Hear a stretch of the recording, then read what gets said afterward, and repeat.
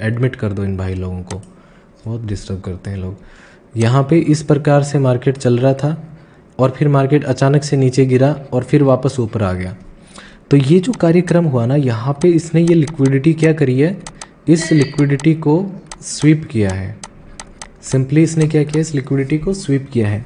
लेकिन अगर ऐसा हो जाता कि अगर मार्केट यहाँ पे इस प्रकार से साइडवेज होता और फिर अगर वो नीचे गिरने लगता तो वो नीचे गिरता ही जाता, समझ रहे हो? अगर वो फिर नीचे गिरने लगता तो फिर वो नीचे गिरता ही जाता, जैसे अभी गिर रहा है ना। बिटकॉइन को अभी देखोगे ना, ये लिक्विडिटी स्वीप नहीं गिर रहा है, ये लिक्विडिटी ग्रैब कर रहा है। स्वीप कहाँ पे किया देखो बिटकॉइन ने। मेरा अगर चार्ट आप देख पा रहे हैं तो देखिएगा दोस्त, यहाँ पे देखने का प्रयास कीजिएगा। इस एरिया में जितने भी लोगों ने बाइंग करी या इसके यहाँ पे बाइंग करी, यहाँ पे बाइंग करी, देखो यहाँ पे रिटेस पे बाइंग करी, यहाँ पे बाइंग करी, इधर बाइंग करी, इधर करी, इस एरिया में जितने भी लोगों ने बाइंग करी, एक बड़ी सी इम्पैक्ट कैंडल आई। देखो ये दिख रही है ना। अब आप कहोगे सर इतनी बड़ी तो लग नहीं रही है कैंडल, तो मैं तुम्हें मेज़र करके बता देता हूँ ये कितनी है ना। ये पॉइंट्स को मेज़र करते हैं अपन।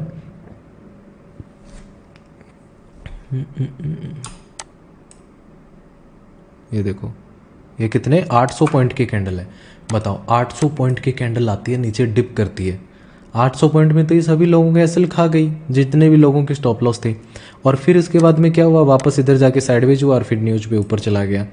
अब क्या कर रही है, जितने भी लोगों ने इधर बाइंग करी या इधर बाइंग करी, इधर बाइंग करी थी ना इस जगह पे, उन सब लोगों की धीरे धीरे धीरे लिक्विडिटी ले रही है। अभी देखो एक कैंडल है यहाँ पे कल वाली, देख रहे हो, ये सपोर्ट सा है यहाँ पे।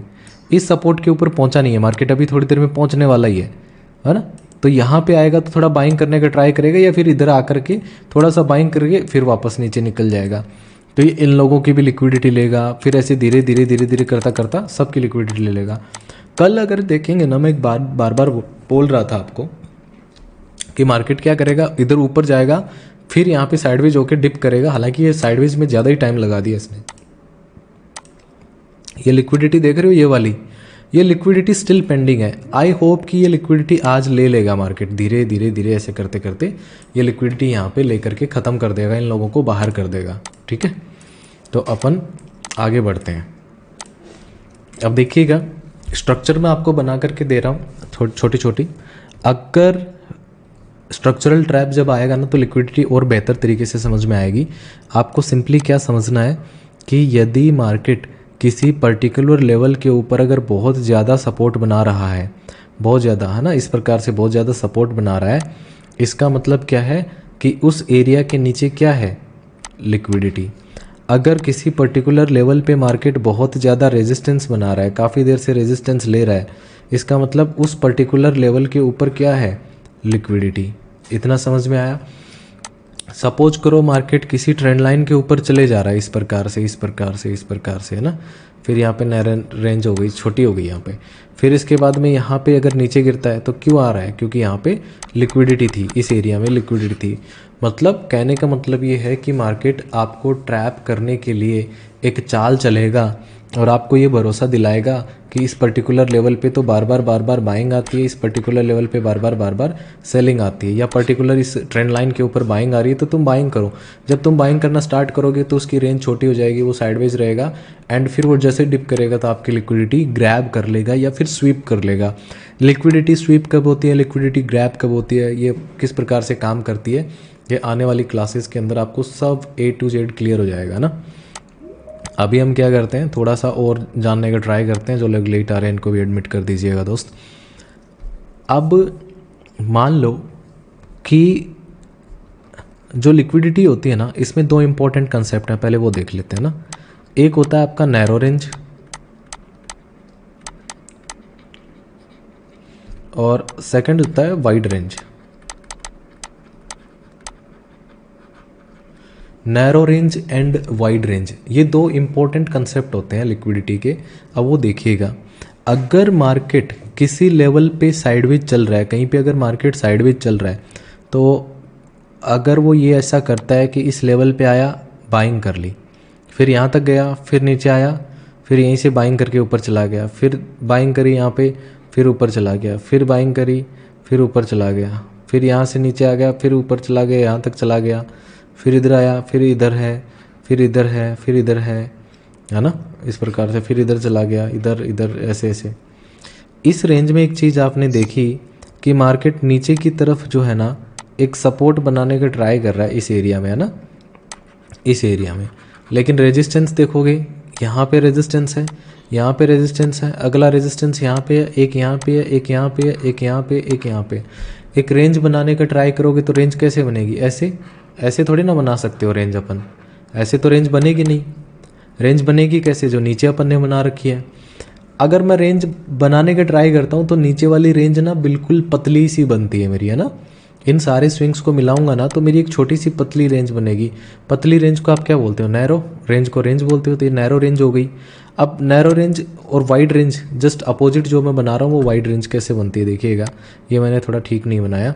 मान लो मार्केट यहाँ पे आया, फिर ऊपर चला गया, फिर यहाँ पे आया और ऊपर चला गया, फिर नीचे आया, फिर यहाँ से इधर आ गया, फिर यहाँ से ऊपर गया इस प्रकार से, फिर यहाँ से इस प्रकार से गया, फिर इस प्रकार से, फिर ये इधर से ऐसे चला गया, फिर इस प्रकार से, है ना। जब आपको ना ये फील होगा कि मार्केट ऐसा कर रहा है। अब नीचे की तरफ देखिएगा दोस्त, ये जो पॉइंट है ना आपको ये प्रतीत होगा कि किसी एक ही लेवल के आसपास है ना, एक पतली सी रेंज के आसपास घूम रहे हैं। लेकिन ऊपर वाला जो पॉइंट है, जैसे ये पॉइंट हो गया, ये पॉइंट हो गया, ये पॉइंट, इनको मिलाते हुए अगर मैं एक रेंज ड्रॉ करने का ट्राई करूँ ना तो वो कुछ इस प्रकार से बनेगी, है ना, इसी प्रकार से बनेगा ना। तो ऊपर वाली जो रेंज है ना वो नीचे वाली रेंज की तुलना में थोड़ी सी बड़ी है, तो इस रेंज को हम क्या बोल देते हैं? Wide range. ये रेंज थोड़ी चौड़ी है तो इसको अपन क्या बोल देते हैं? वाइड रेंज बोल देते हैं। नीचे वाली जो रेंज है ये क्या है? ये वाली जो रेंज है ये कैसी रेंज है? थोड़ी सी सकरी है, तो इसको अपन बोल देते हैं नैरो रेंज। ये पतली सी रेंज है। अब हमेशा याद रखना, जो नैरो रेंज जो होती है ना वो हमें क्या बताती है? कोई बता सकता है? यूट्यूब पे तुम देखते हो ना मुझे, प्राइस एक्शन क्या बोल रहे हो?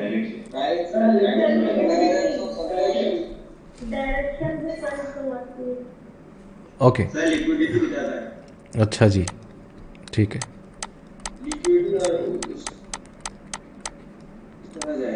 डायरेक्शन देखो, अगर कोई तुम्हें बोले कि मार्केट किस तरफ जाता है तो बोलना कि मार्केट हमेशा लिक्विडिटी की तरफ जाता है।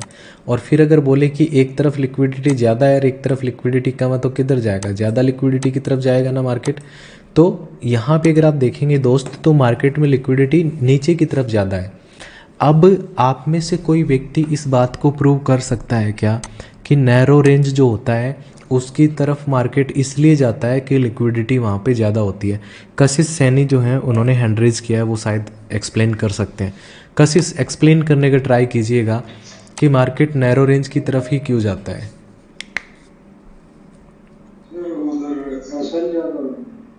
उधर एसएल ज़्यादा मिलेंगे। यार ये माइक किसका चालू रह गया? भाई तुम अपने माइक बंद कर लिया करो यार, क्यों ऐसे करते हो? अपने अपने माइक बंद रखा करो गाइस, बहुत ज़्यादा नॉइस हो जाती है ना। चलो हमारा मेरा जो सवाल था, मेरा सवाल ये था कि मार्केट जो है नैरो रेंज की तरफ क्यों जाता है? नैरो रेंज की तरफ ही क्यों जाता है और कहीं क्यों नहीं जाता? बताओ।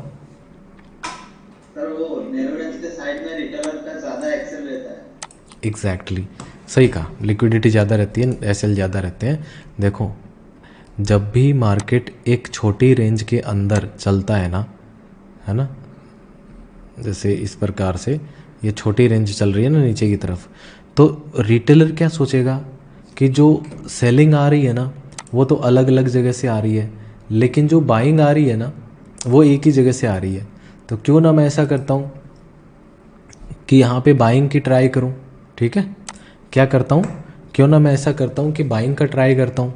तो वो क्या करेगा, ऊपर वाले जो पॉइंट है इनको इग्नोर करेगा, क्योंकि वो सोचता है पहली बार यहाँ से सेलिंग करी, सेकंड टाइम यहाँ से सेलिंग करी, फिर यहाँ से सेलिंग करी, फिर यहाँ, तो वो कंफ्यूज हो रहा है। लेकिन वही चीज़ दे रख रहा है कि मार्केट नीचे एक ही लेवल से बाइंग कर रहा है, तो क्यों ना मैं, जैसे 3 पॉइंट तो बना दिए उसने, फिर वो क्या करेगा, फिर इन पॉइंट के ऊपर फिर से जो है वो बाइंग करना स्टार्ट कर देगा इन लेवल्स के ऊपर, है ना। तो ये लेवल क्या हो जाएंगे इसके लिए बहुत ईजी रहेंगे कि मैं इन लेवल पे बाइंग करता हूँ, बाइंग आ जाती है। तो जब रिटेलर इन लेवल्स के ऊपर इजीली बाइंग कर रहा है तो जो मैक्सिमम रिटेलर्स होंगे वो कहाँ पे होंगे, इसी जगह पे होंगे, इसी एरिया में बाइंग कर रहे होंगे। और जब बाइंग कर रहे होंगे तो उनके स्टॉप लॉस नीचे की तरफ होंगे। इसका मतलब मार्केट नैरो रेंज इसलिए बनवाता है या इसलिए बनाता है ताकि रिटेलर्स को ये भरोसा दिला सके कि भैया मैं जो है इस लेवल से बाइंग में जाऊंगा, तुम मेरे साथ बाइंग करो। लेकिन मार्केट रेट एक्चुअल में जो नैरो रेंज बनाता है वो क्यों बनाता है, वो इसलिए बनाता है ताकि उस एरिया के अंदर जो बाइंग आ रही है उसको देखते हुए रिटेलर इससे इन्फ्लुएंस हो और वहाँ पे बाइंग करना स्टार्ट हो। जस्ट अपोजिट में स्टॉप लॉस रखेंगे रिटेलर, तो मार्केट क्या करेगा, उस लेवल पे जहाँ पे उनके स्टॉप लॉस होंगे उसके जस्ट नीचे एक इम्पैक्ट कैंडल डिप कर सके और उन लोगों को बाहर कर सके। ठीक है, इस वजह से मार्केट हमेशा नैरो रेंज की तरफ जाने का ट्राई करता है। बहुत रेयरली ऐसा होगा कि वो वाइड रेंज की तरफ चला जाए। वाइड रेंज की तरफ भी जा सकता है, अगर चला भी गया तो कोई दिक्कत नहीं है ना। चलो अपन आगे बढ़ते हैं। इतना समझ में आया आई होप। तो गाइस लिक्विडिटी के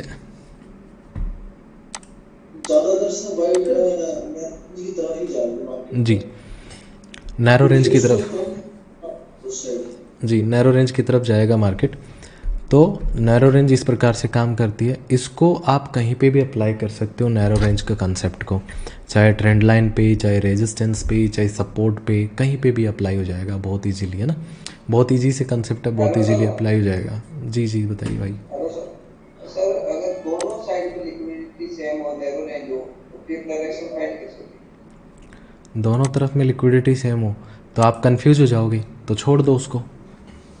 कभी एक काम करना, एग्जाम्पल ढूंढ करके लाना जहाँ दोनों तरफ ही नैरो रेंज सेम हो, चाहे वो 50-100 पॉइंट का डिफरेंस हो, डिफरेंस ज़रूर मिलेगा तुम्हें। बड़ा प्लेयर ऐसा क्यों मेहनत करेगा कि इधर भी नैरो रेंज इधर भी नैरो रेंज, वो कोई छुपम छुपाई थोड़ी ना खेल रहा है आपके साथ में। सर क्या बता रहे हो आप? आज की जो मार्केट गिरा है, ये क्या एसएमसी का कंसेप्ट यहाँ पे लग सकता है सर? एक मिनट रुको सर, मैं देख लेता हूँ। लग सकता है सर, एसएमसी जब मैं पढ़ाऊँगा तो बता दूंगा बाय द वे। देखो यहाँ एक मैं जब लाइव चल रहा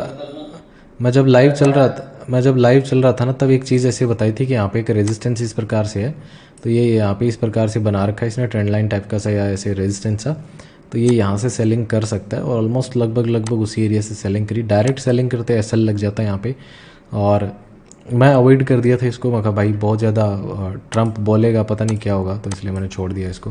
हालांकि एसएमसी टाइप का ही कह सकते हैं। स्विंग नीचे ट्रैप कैंडल बनी है, ट्रैप कैंडल अभी आपको पढ़ा ही नहीं है, 2 trap candle back to back है, तो मैं यहाँ पे शॉर्ट कर सकता था इसको।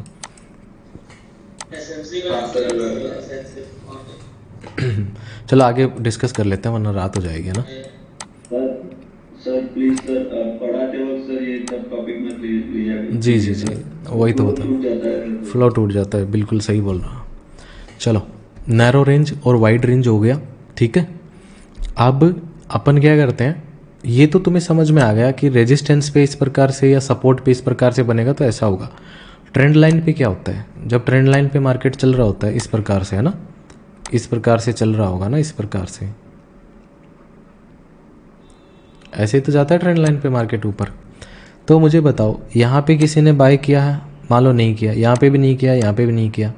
जो रिटेलर लोग हैं ना, वो ये 2-3 स्विंग को देख करके ट्रेंड लाइन बना देंगे, क्योंकि ट्रेंड लाइन बनाने के आपको, ट्रेंड लाइन अगर आपको बनानी है तो ये 3 स्विंग को पकड़ करके एक लाइन ड्रॉ करनी पड़ेगी, जिसको आप क्या बोलते हो, ट्रेंड लाइन।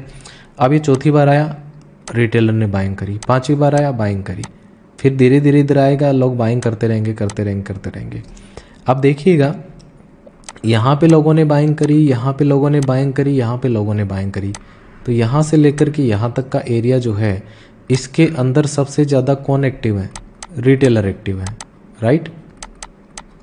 ये रिटेलर लोग एक्टिव है यहाँ पे, और ये रिटेलर लोगों को पुश कौन कर रहा है, बड़े प्लेयर्स की, चलो भैया ऊपर ही चल रहे हैं सारे बैठे रहो, ठीक है।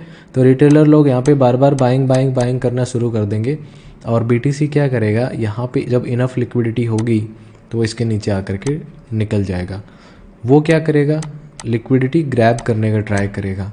कई बार ऐसा भी हो सकता है कि वो लिक्विडिटी स्वीप करे और वापस ऊपर भाग जाए, है ना, ऐसा भी कर सकता है।